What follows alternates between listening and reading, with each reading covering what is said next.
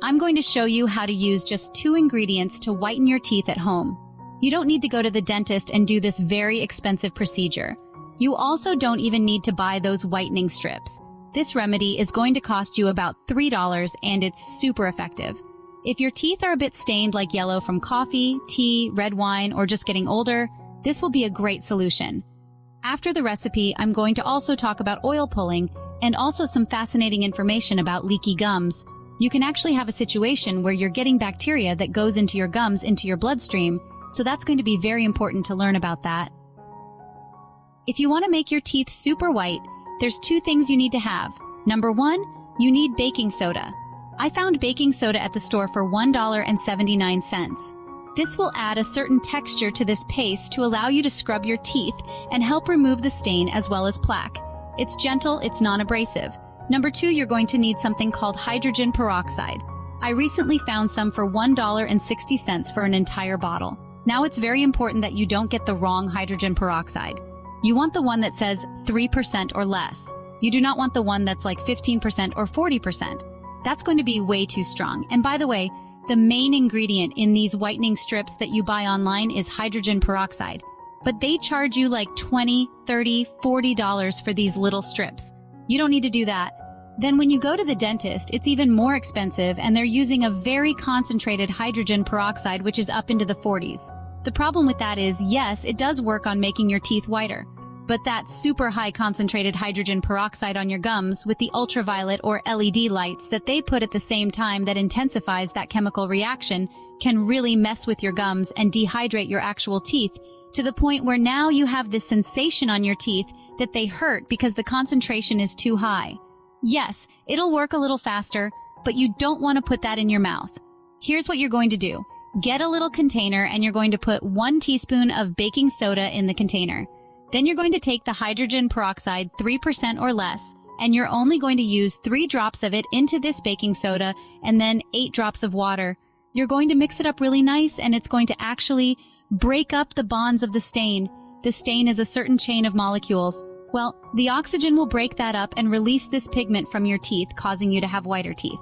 This is why hydrogen peroxide is so important. Then you're going to mix it up. Take your toothbrush and gently polish the outside of your teeth, the inside of your teeth. This is also going to help any bacteria that you have as well, and it's also going to reduce the plaque formation.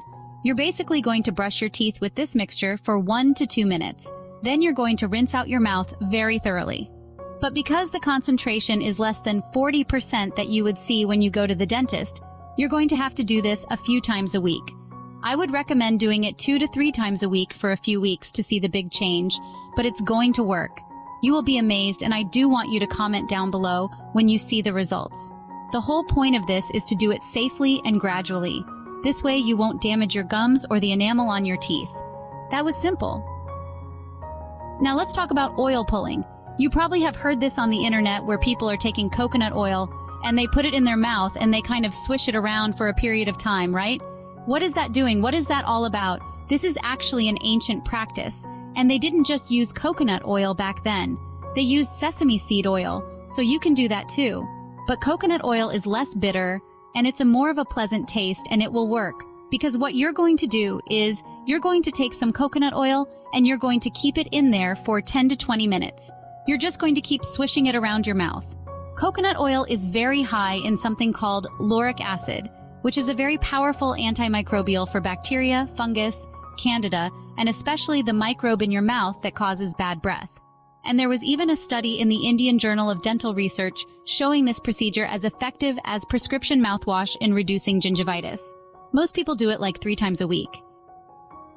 I want to talk about something even more interesting, the relationship between sugar or glucose and vitamin C. What I wanted to reveal about this is that glucose has a similar chemistry to vitamin C. They compete together. You probably heard of scurvy before. Scurvy is a disease that happened to sailors and other people way back in the day where they basically did not have enough vitamin C. At that time, it wasn't even recognized. One thing the vitamin C does is support your collagen. When you're really deficient in vitamin C, you can get pink toothbrush because your gums will bleed. If you consume a lot of sugar or chew gum a lot, the vitamin C that you're taking or from the foods, the glucose will block the vitamin C from going in. Sugar depletes vitamin C from the body. It'll definitely show up as one of the first signs in the gums. You're flossing your teeth and all of a sudden it bleeds easily. That's an early sign. The cells in the tissue of your gums are no longer tight, they're kind of loose. So you have these holes very similar to having leaky gut or even leakiness in your arteries that would make a pathogen enter that area and get into the body, into the blood. I don't know if you know this fact, but they've isolated dental bacteria in the plaque of arteries and also in the plaque in the brain in Alzheimer's. We want to keep the bacteria from going into the body through the mouth. Thanks for watching, and I will see you in the next video.